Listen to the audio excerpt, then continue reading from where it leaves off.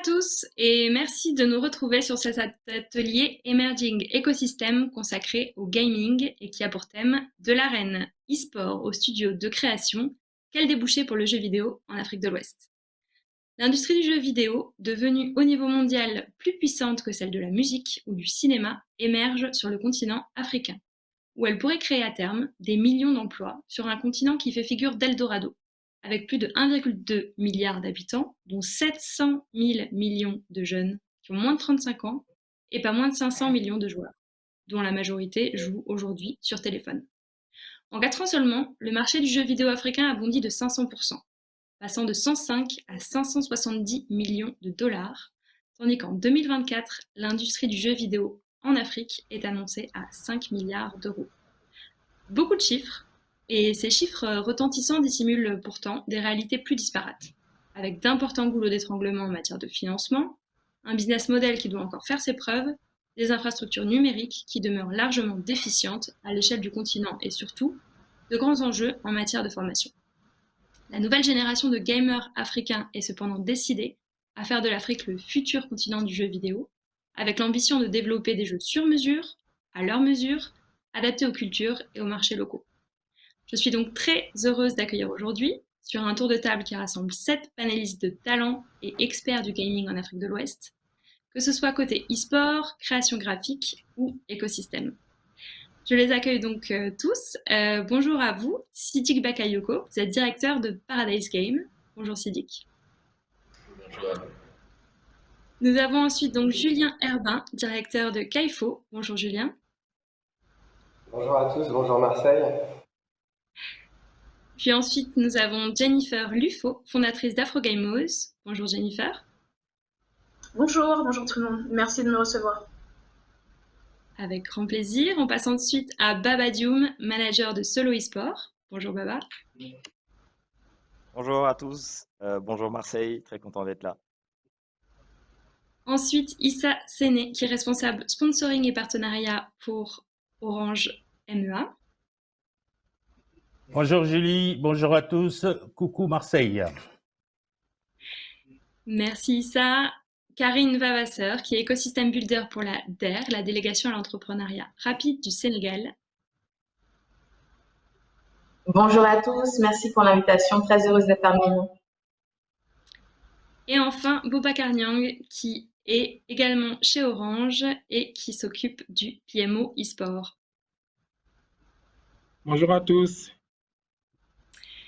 Merci à tous. Nous allons donc commencer sans plus tarder notre discussion avec un premier tour d'horizon du gaming en Afrique de l'Ouest pour présenter à ceux qui nous regardent depuis l'Europe, depuis l'Afrique, depuis Marseille bien sûr, et ailleurs encore peut-être, ce qui se passe aujourd'hui sur le secteur.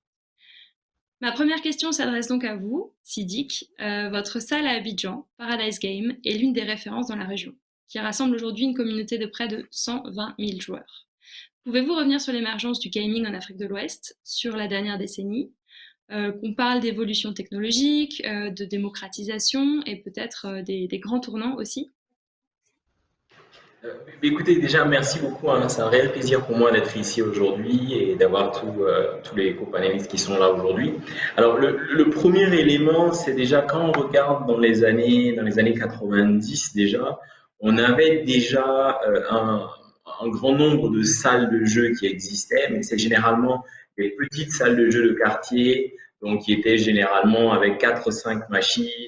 Donc, c'était les endroits communautaires où les gens venaient jouer pour une petite somme d'argent. Et on regarde, fast forward 10, 15, 20 ans plus tard, on remarque qu'il y a encore ces salles de jeux-là qui existent, mais il y en a de nouvelles qui ont été créées, notamment comme les nôtres, qui sont plus grandes. Pourquoi? Alors, il faut dire que l'évolution du jeu vidéo est passée d'abord de la passion des gens qui voulaient jouer juste pour découvrir ce que c'était que le jeu vidéo, pour passer du temps, à un univers autour du e-sport où les jeunes ont envie de compétir, ils ont envie de jouer à un niveau beaucoup plus élevé, voire éventuellement aller jouer à l'international.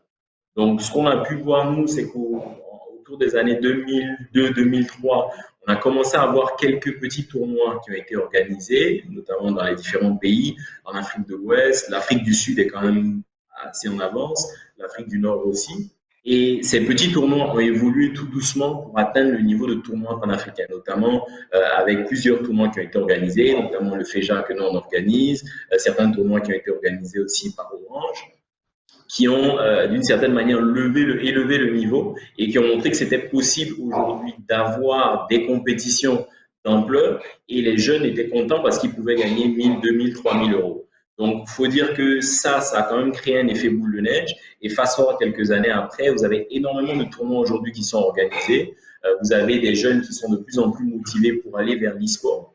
Et vous avez des gens qui, eux aussi, ont envie d'être derrière le rideau, donc de créer leur propre jeu. Donc, on a quand même une évolution assez intéressante. Ce que je peux dire pour terminer, c'est qu'en termes de plateforme de jeu, là où en Europe, vous avez beaucoup de gens qui jouent sur des PC, en Afrique, c'est principalement les consoles et le mobile. Avec la connexion Internet qui est de plus en plus rapide en Afrique, 4G, bientôt, d'ici 2-3 ans, la 5G, on va avoir de plus en plus de gens qui jouent sur le mobile. C'est rapide, c'est facile. C'est pas forcément encore aussi compétitif que ceux qui jouent sur les consoles, mais voilà, il y a un gros parc de joueurs aujourd'hui qui jouent sur ces jeux-là, une belle évolution dans les dernières années. Merci beaucoup Sidic. Donc on voit un marché en pleine croissance depuis les années 90, si je vous écoute bien. Baba Dioum, je me tourne vers vous à présent. Vous êtes à la tête du premier club pro de e-sport au Sénégal. Parlez-nous de vos joueurs. Qui sont-ils? Sur quoi jouent-ils? On sait par exemple que le e-sport tourne autour de quelques stars. Qui sont aujourd'hui les rôles modèles en Afrique? Les jeux qu'ils ciblent finalement, est-ce qu'ils sont différents du top 10 mondial qu'on connaît, les Fortnite, League of Legends ou encore Counter-Strike? Alors déjà, bonjour. Un plaisir de participer à ce panel. Je salue tous les co-panélistes. Je vais revenir rapidement sur la création de Solo.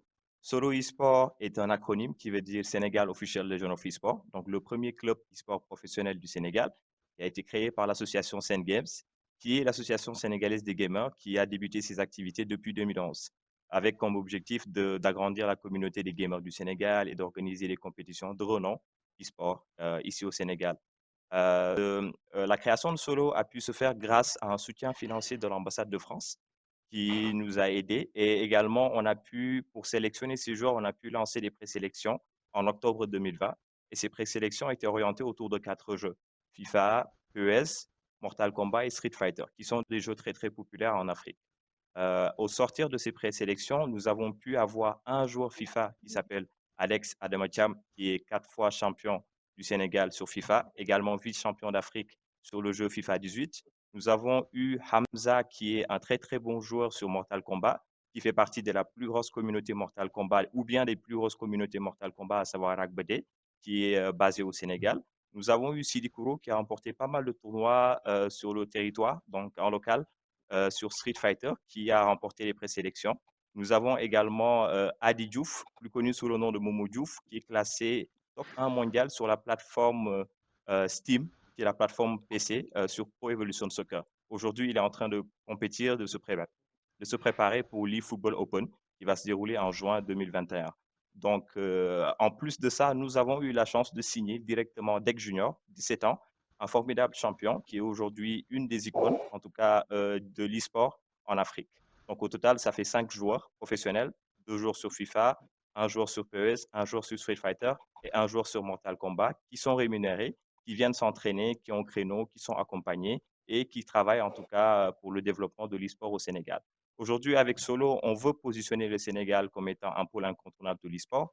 On dispose d'un espace de 150 mètres carrés et cet espace héberge des technologies de dernière génération. Également, à Solo, on fera des formations et ces formations vont aider en tout cas, aider les plus jeunes à renforcer leurs compétences, à connaître un peu l'e-sport. Et également, on va travailler pour développer des synergies avec les institutions locales, avec également des annonceurs, comme Orange par exemple, qui pourront nous aider en tout cas à renforcer en tout cas ce club. Donc aujourd'hui, comme rôle modèle, je dirais on n'a pas encore beaucoup de clubs e-sport en Afrique, surtout en Afrique de l'Ouest, mais on a d'excellents joueurs comme HSN, qui est un excellent joueur de Street Fighter. On a Perfoueta, Djibil, qui sont d'excellents joueurs de FIFA, qui sont en Côte d'Ivoire. On a également pas mal d'autres joueurs qui s'activent de plus en plus sur le mobile. Je pense à Jimmy, qui est un très bon joueur sur Clash Royale. Donc aujourd'hui, voilà en gros comment se positionne Solo. et on se donne l'objectif, en tout cas, de développer l'e-sport sur le continent. Merci beaucoup, Babadioum. Donc, beaucoup de super profils et on voit beaucoup de réussite déjà. En parlant d'autres profils, justement, je me tourne vers vous, Jennifer. La parole à une gameuse. On sait que l'univers est ultra masculin en Occident, côté gaming. Est-ce le cas en Afrique de l'Ouest? Et quelle est la place des femmes et aussi, que fait une association finalement comme la vôtre, Afrogameuse? Je vais peut-être d'abord commencer par ce que fait Afrogameuse dans ce sens-là. Alors nous, on est concrètement une association, on a envie d'œuvrer pour une meilleure représentation et une meilleure insertion professionnelle aussi des minorités dans les jeux vidéo. Et quand je parle de minorités, évidemment, ça concerne les minorités ethnoculturelles, ce qui est clairement un point en Occident beaucoup plus qu'en Afrique. On a décidé de travailler sur ces actions-là parce qu'on s'est rendu compte qu'il y avait vraiment un manque de visibilité, un manque de représentation des personnes, notamment des femmes noires. On a décidé d'attaquer vraiment le principe des femmes noires parce que j'en suis moi-même une. Je suis africaine, je suis née au Togo, j'ai grandi au Bénin avant d'arriver en France. Donc c'est des problématiques qui me touchent beaucoup étant donné que quand moi j'ai commencé à jouer, c'était justement au Bénin, dans une des petites salles dans les années 90 dont vous parliez tout à l'heure. Donc c'est quelque chose qui me tenait énormément à cœur et j'avais créé Afrogameuse vraiment au départ pour rencontrer d'autres femmes noires comme moi qui portaient ce type de centre d'intérêt. Et aujourd'hui, en faisant ce travail-là, je me suis rendu compte que nous étions extrêmement nombreuses, ce qui n'était finalement pas le cas avant que je fasse cette démarche. Donc on a un gros objectif de visibilisation en fait, des personnes qui me ressemblent du coup, qui jouent aux jeux vidéo, mais aussi des autres minorités, on dira, qui existent en France. C'est un travail très très large. En ce qui concerne les gameuses directement en Afrique, je pense que Babadioum pourra certainement m'en dire plus sur ce sujet. On a un gros objectif en Afrique qui va être vraiment de développer la pratique du jeu vidéo là-bas pour les femmes en Afrique. Et encore une fois, je pense qu'elles sont déjà présentes. On a l'exemple de Yacine qui travaille avec Julien de chez Kaifu Games. Et puis, on se rend compte aussi que sur la scène e-sportive, il y a quand même quelques noms qui ressortent aussi en Afrique pour des joueuses e-sport, notamment Queen Arrow, qui est une grande joueuse de Tekken, si je me souviens bien. Et ce qu'on remarque, c'est qu'en France, notamment, c'est encore très difficile de trouver des noms de femmes noires, de femmes d'origine africaine qui évoluent dans le milieu de l'e-sport. C'est très très difficile, je ne peux pas vous en citer clairement, et pourtant on est déjà dans ce travail-là. Donc c'est pour vous dire qu'il y a un gros souci à ce niveau et que nous on essaie justement de développer ça. En ayant discuté avec justement certaines gameuses africaines, je me suis rendu compte, et c'est les conclusions qui sont apparues après nos échanges, que finalement c'était des personnes qui jouaient aux jeux vidéo, mais avec qui aussi les mœurs ne leur permettaient pas forcément de poursuivre ce centre d'intérêt autant qu'elles le voudraient, aussi bien qu'elles le voudraient. Donc voilà, il y a peut-être aussi là une réflexion à avoir par rapport à la place de la femme africaine dans les sociétés africaines. Est-ce que c'est une histoire de mœurs où justement on se dit que les filles ne doivent pas forcément s'intéresser à ça? C'est aussi le cas en France ou en Europe, où très souvent on dit que les jeux vidéo c'est pour les garçons, donc pas pour les filles. Et je pense que c'est quelque chose qu'on peut parfois retrouver aussi en Afrique directement auprès des joueuses qui, j'ai entendu dire, des fois se cachent pour jouer au lieu de simplement avoir la possibilité de jouer autant qu'elles le voudraient. Merci beaucoup, Jennifer. Donc, on le voit, des enjeux de visibilisation, de minorités qu'on retrouve finalement beaucoup dans l'actualité en ce moment et donc aussi forcément au sein du gaming. J'aimerais donner la parole à présent à Boubacar.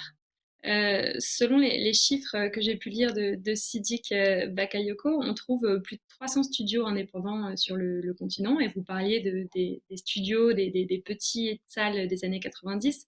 On sait que la connectivité et les infrastructures sont un enjeu clé du secteur.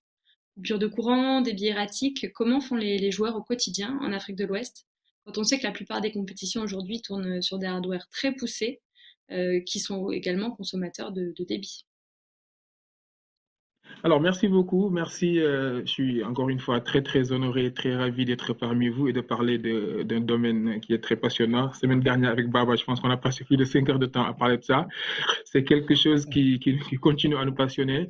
Et personnellement, je suis très, très content, très, très heureux quand on l'entend souvent, mais à chaque fois qu'on l'entend, ça fait sourire.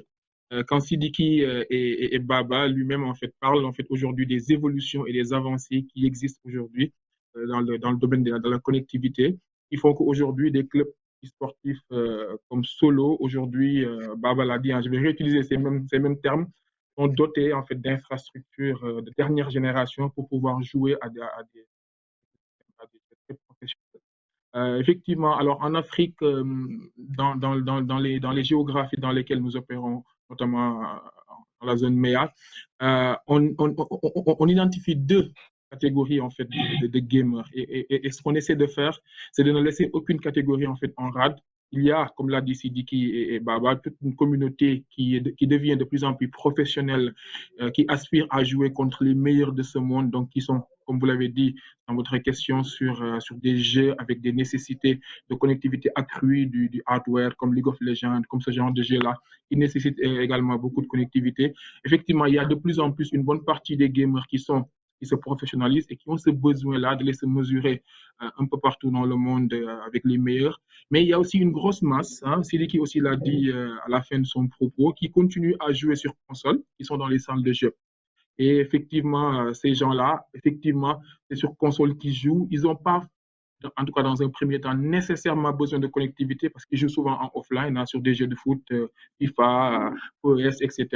Alors nous, ce qu'on essaie de faire, et d'ailleurs c'est la démarche dans laquelle nous sommes depuis qu'on est sur le e-sport en 2016-2017. Hein. Donc je le dis toujours à chaque fois que je vois Baba, il a été le premier champion à avoir été envoyé par le Sénégal au Gabon, c'était à la CAN 2017. Il faut Tout à fait.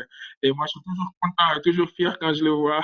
En plus d'être un ami, c'est quelqu'un qui a beaucoup contribué dans l'écosystème e-sport. Donc, nous, en tant qu'opérateurs, nous, en tant qu'Orange, qui avons en fait la volonté euh, manifeste d'accompagner nos cibles, d'accompagner nos clients, d'accompagner nos fans dans ce qui est intéressant, de ce qui est important pour eux.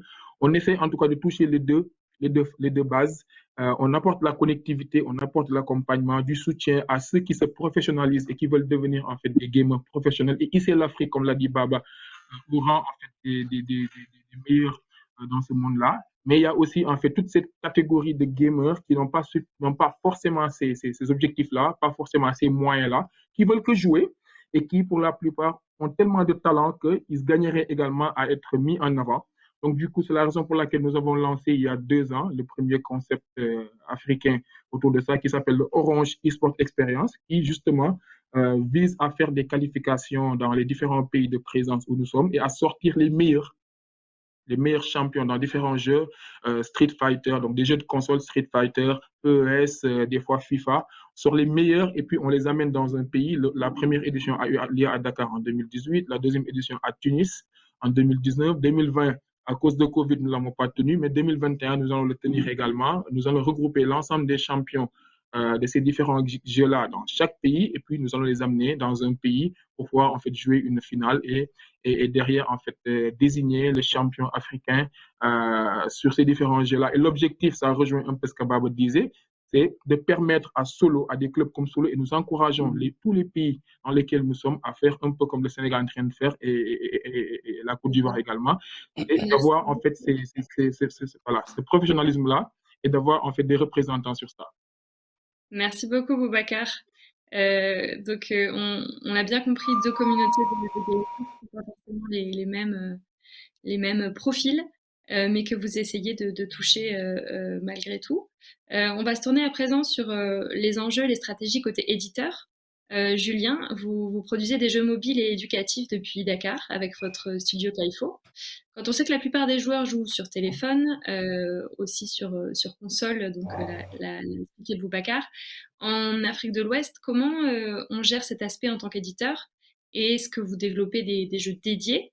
Et peut-être une question un peu plus prospective, mais comment équilibrez-vous l'enjeu local avec un jeu adapté au marché, des vrais contenus africains, des personnages et des univers locaux, sur des résolutions adaptées aux contraintes locales, encore une fois, mais également peut-être aussi des jeux plus exportables, qui permettent une rentabilité et une notoriété aussi.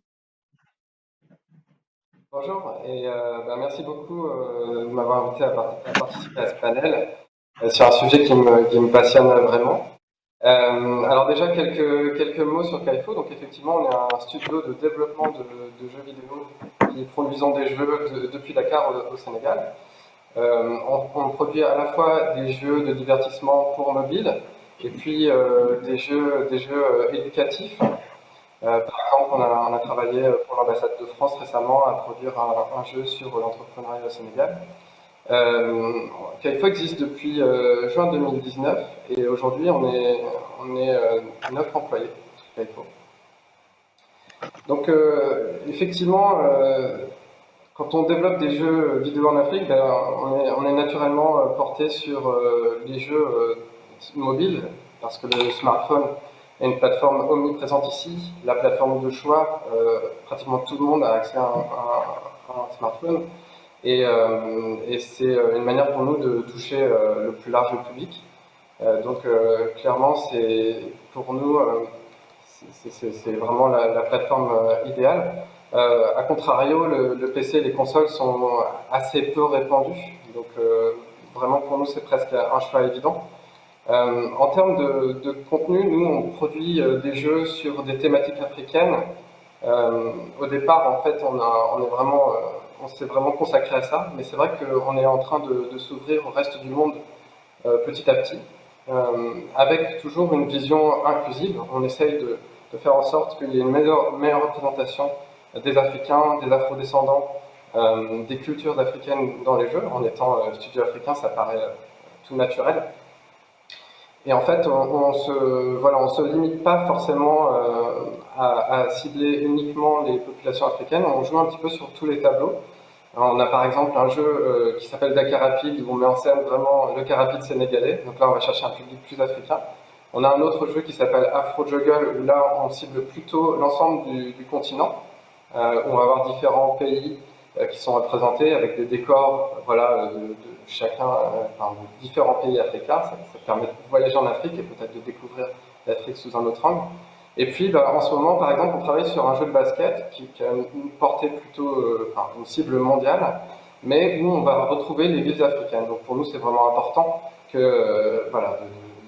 d'affirmer notre identité et de donner la possibilité aux Africains ou même aux gens qui vivent en Afrique de retrouver leur environnement et de s'identifier dans les jeux. Évidemment, même chose par rapport aux personnages, on essaye de faire en sorte que chacun puisse se retrouver dans les jeux, que ce soit les hommes, les femmes, et quelle que soit la couleur de peau. Voilà. Merci beaucoup, Julien. Donc, on voit à la fois des jeux dédiés à votre environnement Dakar, Sénégal, mais aussi plus largement à l'Afrique. Pour parler ensuite des enjeux business et corporate, je m'adresse à vous, Issa. Badiou m'a pu parler d'un sponsoring avec Orange, par exemple. Si l'irruption du marché du gaming en Afrique est récente, elle semble pourtant ne pas avoir échappé aux grands corporates du secteur, qui s'implantent peu à peu sur le continent. Donc on sait qu'il y a des enjeux avec Ubisoft, avec MTN et les telcos en général, pour ne citer que. Orange semble l'un des pionniers en la matière. Pourquoi vous intéresser au marché du gaming ouest-africain et quelles sont les activités principales que vous développez sur ce secteur? Alors, merci Julie. Le plaisir est partagé avec tous les copanélistes. Ce qu'il faut savoir, c'est que je me permettrai juste un petit préambule. C'est qu'au début, le gaming était considéré comme un simple divertissement. C'était comme ça que c'était perçu. Le jeu vidéo et le e-sport sont aujourd'hui des leviers de service au service de la transformation digitale sur nos marchés.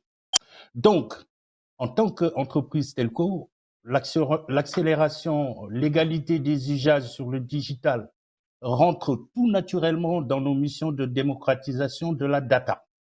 Voilà un petit peu l'intérêt que notre marque a porté sur ce nouveau environnement, ce qui est un phénomène planétaire. Donc l'intérêt pour Orange, c'est dans un premier temps de rapprocher nos clients, les populations, nos cibles de ce qui est essentiel pour eux. Ça, c'est la promesse que vous voyez toujours à travers les médias. et surtout de les retrouver autour de leur zone de passion afin de les accompagner. Alors, les activités principales qu'on développe autour de toutes ces opportunités, c'est l'organisation de compétitions, la starification des gamers. Nous offrons à chaque jeune la possibilité de développer des performances et de montrer et d'exposer son potentiel. Alors, pour parler de grandes tendances aujourd'hui en termes d'avenir, etc., notre pari en tant que marque, c'est de démocratiser le gaming, peu importe le support. Offrir une bonne connectivité qui est un prérequis indispensable pour vivre une expérience inoubliable. Donc, une bonne connectivité sans latence au niveau du temps d'accès. Et les tendances aujourd'hui au niveau de l'entreprise, c'est à moyen et long terme, il faudrait que les pays aient accès plus facilement aux serveurs pour bénéficier des meilleures expériences de gaming. Voilà en gros. Et pour conclure, pour le moment, l'enjeu est de continuer, pour notre marque bien sûr, l'enjeu est de continuer à renforcer et à étendre davantage notre empreinte. Le sponsoring Orange va pouvoir capitaliser sur son expérience de plus de 10 années autour du football africain pour être au cœur de l'écosystème et acteur central du e-sport dans la zone MEA. Voilà ce que je voulais partager avec mes co-panélistes. Merci beaucoup, Issa. Je cède la parole donc à vous, Karine. J'ai souhaité vous garder pour la fin de ce premier tour de table pour avoir la vision publique du sujet, puisque je sais que la DER, la délégation à l'entrepreneuriat rapide du Sénégal, s'engage à 400% pour le digital dans le pays, avec notamment la préparation d'une station S, une sorte de station F à la sénégalaise.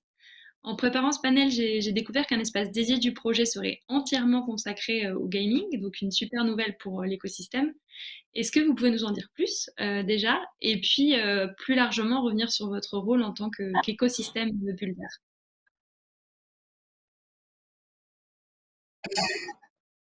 Oui, avec plaisir. Alors peut-être revenir déjà sur la DER très brièvement. On est une agence d'État donc qui est née il y a 3 ans de ça maintenant, de la volonté du président de la République sénégalaise Macky Sall de pouvoir en fait soutenir vraiment et dynamiser l'entrepreneuriat au Sénégal, puisqu'on a noté aussi une appétence de plus en plus forte de la population pour se tourner vers l'entrepreneuriat. Pour beaucoup sur de l'entrepreneuriat de subsistance, mais aussi pour certains sur de l'entrepreneuriat plus créateur de valeur, on va dire, et d'entreprises pérennes. Et donc, le président a décidé de doter un budget annuel de 55 millions de dollars pour pouvoir justement accompagner toutes ces initiatives dans le pays. Donc, on est en fait, en quelque sorte, un cadre catalytique, on va dire, pour tout ce qui est création de richesse, développement économique inclusif et équité sociale et territoriale, avec aujourd'hui un portefeuille de 106 000 entrepreneurs qu'on accompagne.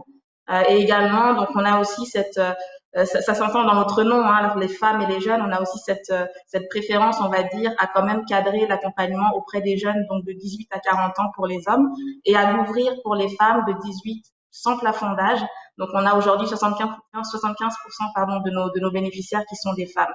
On a la particularité d'avoir mis en place, en fait, un fonds qui est dédié vraiment à l'innovation et au numérique, et qui retranscrit ce que vous disiez tout à l'heure, qui est vraiment de faire en sorte que le numérique et l'innovation puissent être réellement des leviers aujourd'hui pour les différents secteurs de notre économie. Donc, c'est un fonds sur lequel on met 10% de l'enveloppe de la DER, c'est-à-dire 5,4 millions USD par an, soit environ 27 millions sur les 5 années du mandat de la DER.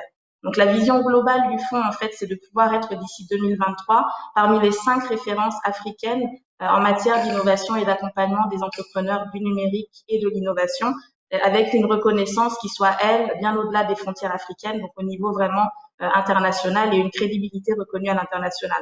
Donc, on est arrimé à une stratégie nationale qui est la stratégie SN 2025 au niveau du numérique. Et on va se concentrer principalement sur 2 prérequis de la stratégie qui sont le cadre légal et institutionnel. Donc, on a notamment porté avec l'écosystème ici l'adoption de la loi, la création et puis l'adoption de la loi Startup, la Startup Act. Également, on intervient sur la question du capital humain, donc avec tout un volet sur le renforcement des compétences. Et on intervient sur 3 des 4 axes de la stratégie, donc à savoir une administration qui soit connectée au service des citoyens et des entreprises, la promotion d'une industrie du numérique qui soit innovante et créatrice de valeur, et puis la diffusion du numérique dans les secteurs économiques prioritaires. Donc, de quelle façon est-ce que ça se matérialise concrètement dans le fonds qu'on a dédié au numérique et à l'innovation. Mais tout d'abord, on investit dans les startups avec différents produits d'investissement qui sont adaptés en fonction de leur phase de croissance et des besoins qu'elles vont avoir. On va faire de la dette, on va faire de l'entrée en equity. Donc, on a plusieurs produits comme ça qu'on adapte. On fait aussi beaucoup, de plus en plus, du support technique. Donc, on a créé des programmes d'accompagnement qui vont de la pré-incubation jusqu'au passage à l'échelle et on les déroule et on les co-crée aussi avec les acteurs de l'écosystème. On travaille beaucoup sur les aspects environnement juridique, j'en ai parlé tout à l'heure, et toute la partie renforcement de l'écosystème. Donc justement, quand vous parliez du rôle d'écosystème builder, quel est-il? C'est de pouvoir justement accompagner le renforcement de cet écosystème qui est là et de pouvoir en fait mettre en synergie davantage les différents acteurs de l'écosystème.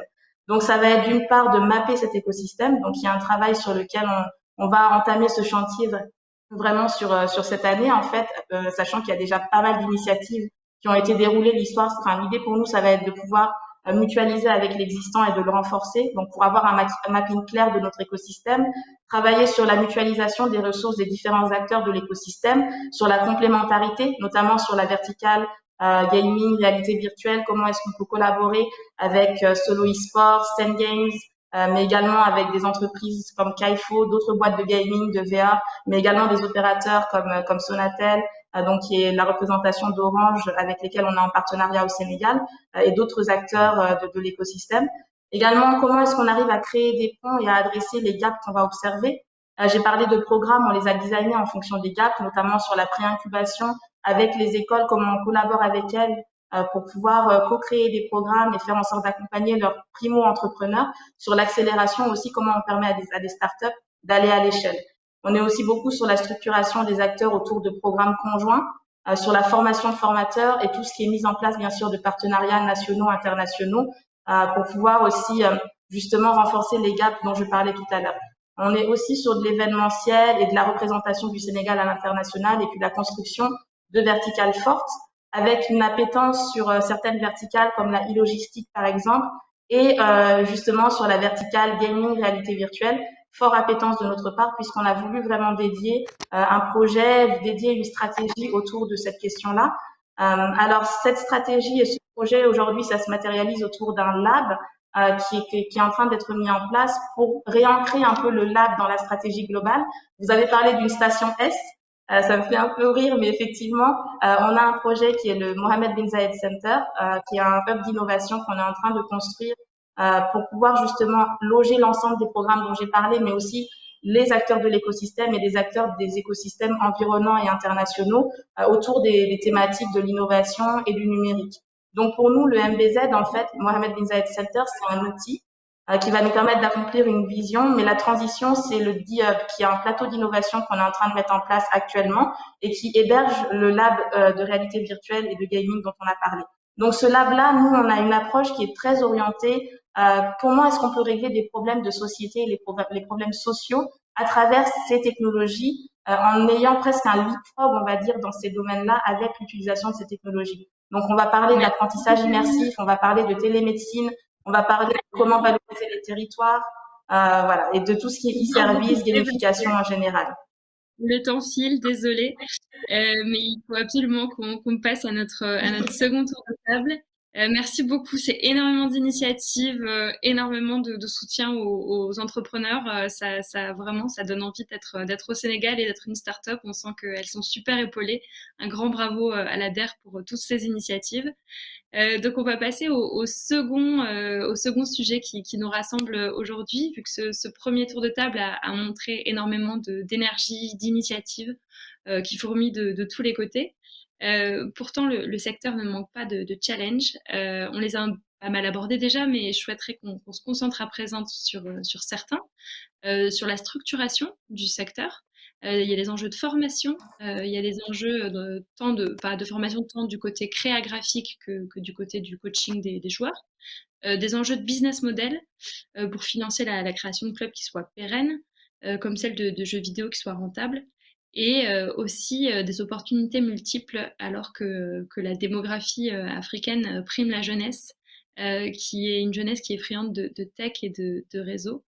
Je vous demanderai pour ce deuxième tour de table de limiter vos réponses à 1 à 2 minutes, sinon on n'arrivera pas à faire parler tout le monde. Vous êtes très nombreux parce qu'il y a beaucoup d'engouement sur ce sujet. Donc je commence avec vous, Julien, en tant qu'éditeur, vous concentrez deux des grandes problématiques du secteur finalement, que ce soit le business model et la formation. Donc une question double, comment trouver son business model en tant qu'éditeur ouest-africain? Le modèle FTP ou free to play, par exemple, est-ce que c'est une des pistes? Et puis ma deuxième question, elle est simple, comment et qui recrutez-vous pour développer vos jeux?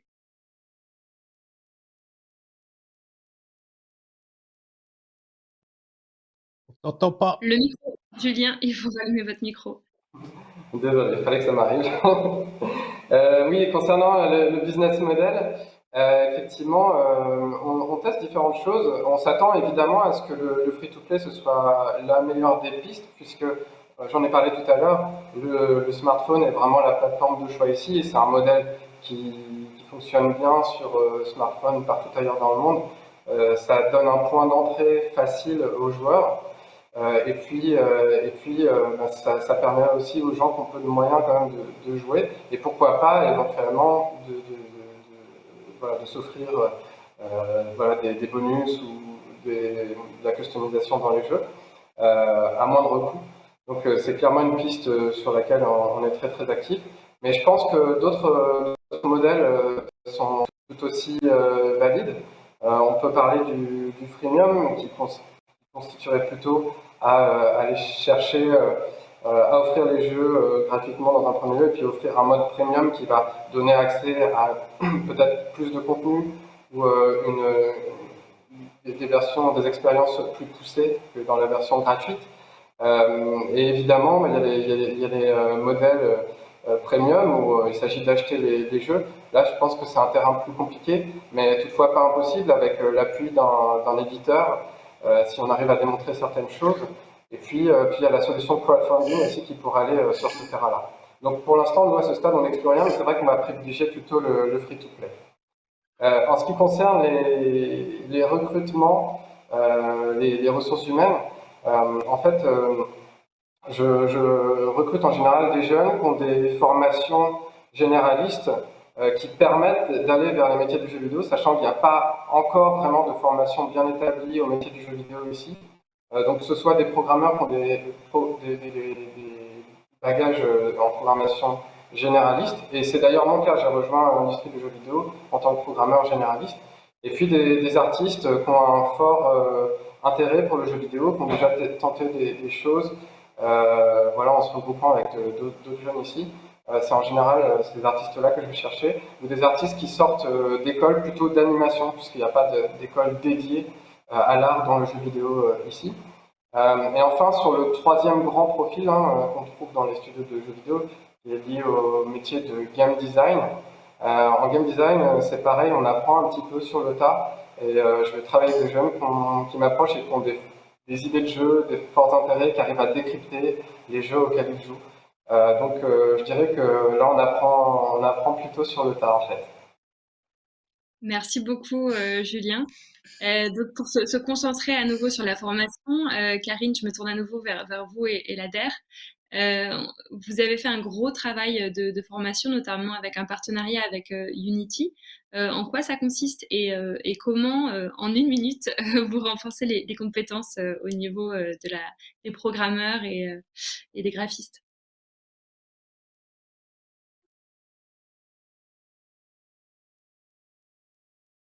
Le micro à nouveau, Karine.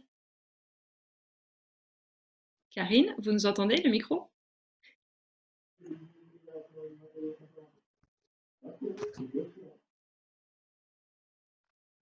C'est bon, on vous entend. Non. Ah non, on n'entend plus Karine. Alors je vais passer à Boubacar, on reviendra à Karine peut-être plus tard.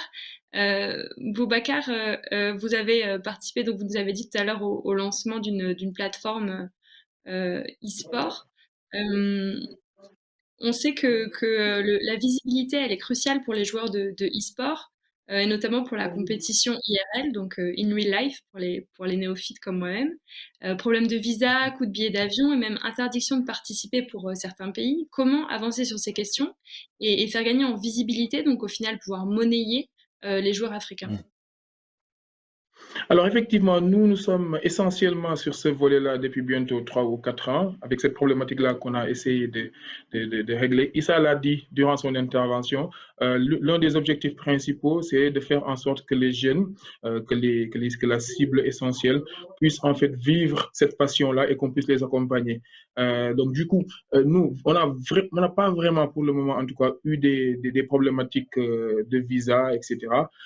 Dû au simple fait que nous mettons à contribution les filiales dans lesquelles, on va dire, nous opérons, pour pouvoir justement, en fait, chercher au sein du pays, lancer des tournois, des qualificatifs, trouver les champions et les mettre en starification et puis les amener, en fait, dans les différents pays de présence pour jouer, en fait, des grandes finales, etc. L'objectif derrière, encore une fois, c'est de permettre à ces jeunes-là de vivre leur passion, de les accompagner et de découvrir des talents, parce qu'il y en a plein, il y en a énormément qui sont.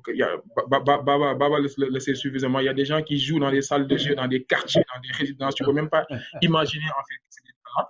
Une fois que tu les mets, en fait, tu leur offres cette possibilité-là de jouer et de montrer leur talent. On a vu le champion ivoirien sur ES qui nous a bluffé pendant 2 années successives au niveau de Dakar déjà, ensuite à Abidjan, ensuite également à Tunis. Voilà, c'est un peu ça, au-delà en fait de ce que Issa a expliqué tout à l'heure sur la partie engagement sociétal, ancrage régional, etc. Nous, on veut révéler ces jeunes-là, on veut les accompagner dans leur passion et surtout en faire des stars. Et l'objectif, l'ambition, notre vision, c'est que d'ici quelques années, on puisse amener en fait les champions africains au niveau du quota international pour qu'ils se représentent l'Afrique dans des compétitions contre des Européens, contre des Asiatiques, etc. Style Coupe du Monde. Voilà. En gros, c'est ça le rêve et c'est ça la volonté. Super, merci beaucoup Boubacar. On revient vers Karine. Est-ce que vous avez retrouvé le son, Karine? J'espère que oui. Oui, super. Alors, pour parler formation avec la DER. Oui, donc on s'est beaucoup intéressé en fait au modèle de partenariat de Unity avec l'Inde qui nous a inspiré et c'est la raison pour laquelle on a mis en place un partenariat avec Unity Technologies pour pouvoir justement d'une part faire de la formation des formateurs et des apprenants. Donc ça a été ce qu'on a déroulé sur la première année là de partenariat avec du renforcement des communautés. D'autre part aussi travailler sur l'élaboration d'une stratégie qui soit pertinente sur la verticale en question, avec un accent qui soit mis sur tout ce qui est application de ces technologies dans les secteurs prioritaires, comme j'en parlais, avec la co-création et la collaboration avec l'écosystème. Et puis le troisième axe, c'est vraiment la mise en place du lab dont j'ai parlé tout à l'heure et du community building. Maintenant, sur la partie formation de formateurs qui a été la première phase, je tiens aussi à partager qu'on a rencontré on a pu rencontrer aussi certaines difficultés qui nous ont permis aussi de peut-être mieux saisir les difficultés que la communauté elle-même peut rencontrer dans le développement de jeux vidéo ou autres. Donc c'est vrai qu'on a rencontré le défi de l'infrastructure. Il faut dire qu'on a eu à passer les programmes en ligne, ce qui n'était pas prévu au départ, mais la Covid faisant, on a dû s'adapter. Donc de gros problèmes aussi autour de la connectivité, aussi des challenges qui étaient plus en lien avec parfois des compétences générales ou des compétences donc, interpersonnelles, on va dire, et des compétences techniques, pas forcément auprès de ceux qu'on formait pour devenir formateurs, mais auprès de ceux qui n'étaient pas du tout qui n'avaient jamais fait cette formation au départ et qui étaient formés par nos formateurs. On s'est rendu compte qu'il y avait un vrai challenge pour pouvoir former aussi des néophytes, on va dire, dans le domaine, surtout quand on veut rencontrer certaines normes internationales. Également, tout ce qui était autour de la langue, qui peut parfois aussi être un frein. Merci beaucoup, Oui. Karine. Désolée, parce qu'il ne reste plus que 5 minutes, donc on va passer pour laisser la parole au dernier panéliste. Donc, on a bien compris les formations de formateurs. Je passe à vous, Sidik, pour revenir sur les enjeux de financement. Comme on sait, c'est le nerf de la guerre. Est-ce que les banques en Afrique de l'Ouest prennent au sérieux le gaming ou est-ce que vous devez vous en rendre au financement alternatif, au crowdfunding? Donc, comment financer finalement la croissance du marché? Alors aujourd'hui, c'est encore très compliqué parce que malheureusement, les banques ou certains de ces organismes-là ne considère pas encore le jeu vidéo comme un secteur d'activité assez prospère pour y investir, même si à l'étranger, on voit bien des choses très intéressantes se mettre en place, notamment avec Société Générale ou autre. Voilà, ici, ça reste encore à la traîne. Donc, je pense qu'effectivement, une des solutions, c'est bien entendu le crowdfunding. Il y a Kiro Game au Cameroun qui a eu un exemple très intéressant, qui a montré que c'était possible de le faire. Je pense que d'autres vont probablement répliquer l'exemple. On voit qu'il y a d'autres exemples aussi qui commencent à se mettre en place, notamment entre le Kenya et l'Afrique du Sud. Vous avez des sociétés qui commencent à se mettre en place, des sortes de fonds pour pouvoir accompagner les acteurs de l'industrie. Donc, nous, ce qu'on remarque, c'est qu'un des éléments clés importants aujourd'hui, c'est le manque de visibilité. Et donc, pour ça, il est important de pouvoir mettre en valeur les studios de développement de jeux, de mettre en valeur les créateurs de jeux, mettre en valeur les e-sportifs. Et donc, là, je mentionnais rapidement, vu qu'il n'y a pas beaucoup de temps, deux initiatives qui donnent un exemple quand on parlait tout à l'heure de création de contenu. Le premier, par exemple, c'est AfroGame, sur lequel d'ailleurs Julien a travaillé. Donc, il y a une initiative lancée par l'Institut français au Sénégal, donc qui permet de mettre en valeur un certain nombre de jeux à travers une plateforme qui permet de les découvrir. Donc, ça me crée de la visibilité pour ces studios de développement-là, ça permet de les faire découvrir. Une autre initiative, c'est celle qu'on appelle l'Africa Corner, qu'on a lancée par exemple pendant Paris Games Week, où pendant 2-3 ans, on avait un stand de 100 mètres carrés où on faisait venir une quinzaine de studios pour les mettre en valeur et pour montrer qu'il y avait du potentiel et que les studios africains avaient quelque chose à proposer. Donc, je pense qu'on va y arriver, mais il y a encore beaucoup de temps et d'énergie à de la visibilité. Donc, merci beaucoup, Sidik. Jennifer, on va parler à présent d'une autre piste pour structurer la communauté, créer des communautés comme la vôtre. Afrogameuse, culturellement, comment est perçu le gaming dans les sociétés ouest-africaines? On en a un peu parlé tout à l'heure. Est-ce qu'il y a un travail d'évangélisation et de sensibilisation à mener auprès des entourages de joueurs et de joueuses, et plus largement auprès de la société et des autorités? Oui, moi je pense que c'est comme vous dites qu'il y a un peu de travail de sensibilisation à faire, tout comme il y en a aussi à faire en Occident où les femmes sont toujours, même si elles commencent à représenter pratiquement la majorité des joueuses en France. J'ai pas ces chiffres concernant l'Afrique, les pays africains, mais je pense, comme je disais tout à l'heure, qu'on a énormément de joueuses et que finalement c'est un travail de sensibilisation à faire, mais je pense qu'il y a aussi un gros travail de mise en place de rôle modèle à montrer que les joueurs et les joueuses ont besoin de se voir représentés, de voir des success stories, voilà, pardon, pour aussi se projeter dans ces métiers de e-sportifs, de professionnels dans le jeu vidéo, de créateurs de jeux vidéo ou de créateurs de contenu aussi, c'est très important.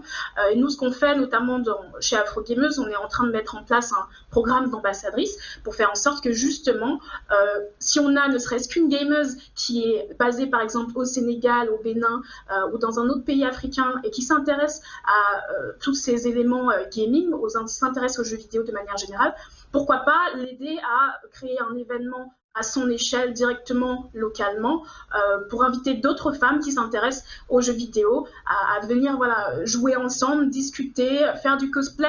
En fait, il y a des stéréotypes qui persistent selon lesquels les personnes qui sont basées en Afrique ne s'intéressent pas à ces sujets, c'est complètement faux. Et j'ai l'exemple simplement, par exemple, d'une jeune femme, je ne pourrais pas vous dire son nom tout de suite, mais elle crée justement un événement au Congo qui s'appelle Manga Geek Days, avec lequel on va être partenaire pour justement essayer d'élargir et continuer à faire ce travail d'évangélisation. Donc, les initiatives existent, je pense qu'il faut juste continuer à les trouver. Merci beaucoup Jennifer, donc un super programme d'ambassadrice, on retient. Donc on approche de la toute fin de ce panel, je souhaitais revenir vers vous Babadioum. On parlait tout à l'heure avec Boubacar de la visibilité des joueurs.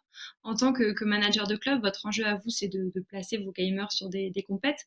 Comment vous vous y prenez? Est-ce qu'il y a un travail de lobby à mener auprès des éditeurs? Et comment plus largement structurer la représentation des clubs de e-sport? Alors, très rapidement, je dirais que pour faire participer nos joueurs à des compétitions, c'est beaucoup de lobbying, c'est beaucoup on va dire, c'est beaucoup de relationnel. Aujourd'hui, nous avons la chance d'avoir Désiré Koussaou, qui est de l'ESL France, qui nous aide beaucoup pour avoir un peu une visibilité sur les événements qui sont organisés en France et peut-être à l'international. En Afrique, nous avons Paradise Game qui fait le FEJA et on continue à participer à cet événement chaque année. Il y a Orange eSport Experience, donc Boubacar l'a mentionné tout à l'heure. C'est des événements auxquels on prend part chaque année pour vraiment aider nos joueurs à être très compétitifs parce qu'ils ont besoin de compétition pour vivre. Maintenant, est-ce qu'il faut mener un travail de lobbying? Je dirais oui, s'associer avec forcément les marques, s'associer avec les promoteurs pour pouvoir avoir une masse critique de personnes, pour pouvoir réclamer pas mal de choses auprès des éditeurs parce que c'est encore compliqué. Aujourd'hui, l'Afrique est snobée sur tout ce qui est FIFA Global Series et ce qui est très dommage. Faut savoir qu'il n'y a que l'Afrique du Sud et l'Égypte qui ont le droit de participer à cette compétition, alors qu'on a des joueurs très performants comme Index Junior, comme Ongebit, qui parviennent à faire d'excellentes performances, on va dire, sur le mode FUT et qui pourraient vraiment participer à cette compétition. Donc, il faudrait vraiment travailler, lancer des mouvements. Là, on avait lancé un hashtag, je me rappelle très bien, en 2018, qui s'appelait Not Global Without Africa ou All Game Matters. C'est des hashtags qui ont permis d'avoir une certaine visibilité, d'avoir des informations. Ils nous disaient que l'éditeur EA Sport est en train de mener des études dans certains pays et que chaque année, ils allaient aider ces pays à rejoindre les Global Series. Maintenant, combien de temps ça va prendre, on ne sait pas encore. Aujourd'hui aussi, je pense que la création de fédérations ici au Sénégal pourrait aider à créer une ligue, encourager Absolument. également la création de plusieurs clubs e-sport. On espère bien répéter ce modèle encore et encore et encore au Sénégal et en Afrique de l'Ouest, en Côte d'Ivoire, pourquoi pas, au Cameroun, pourquoi pas.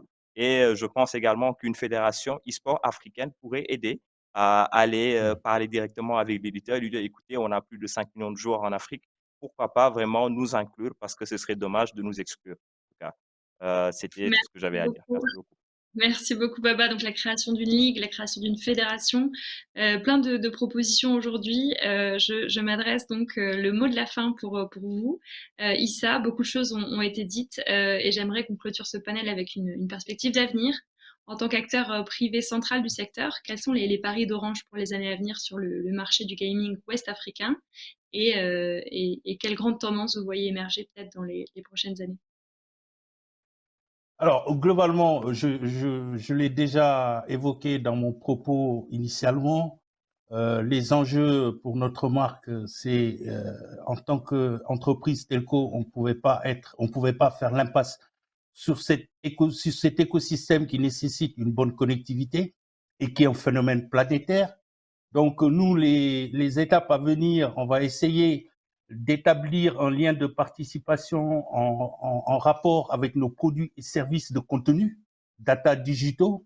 Et ce qui est plus important aussi, c'est que cette accélération de l'e-sport va nous aider à fédérer nos équipes marketing, sponsoring, contenu et RSE avec des axes diversifiés parce que dans la contribution pour la sensibilisation autour du sport, je pense que ces actions-là sont indispensables selon bien évidemment les spécificités locales de chacune de nos géographies.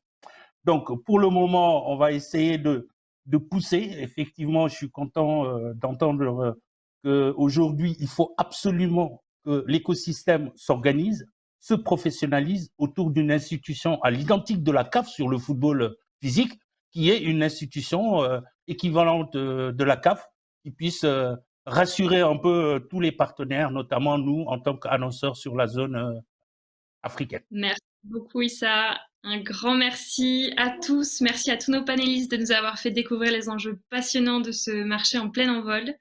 Si les difficultés demeurent nombreuses, on retient beaucoup de potentiel aujourd'hui. La création d'une ligue, un programme d'ambassadrice, la formation de formateurs, la création de jeux locaux, panafricains, et puis surtout la visibilité pour les joueurs et le rayonnement de tous les acteurs que vous êtes aujourd'hui sur la scène du gaming en Afrique de l'Ouest, en espérant que tous ceux qui nous regardent depuis Marseille, depuis l'Afrique ou l'Europe, retiennent ces idées et que le lobby fonctionne pour la visibilité. Merci à tous.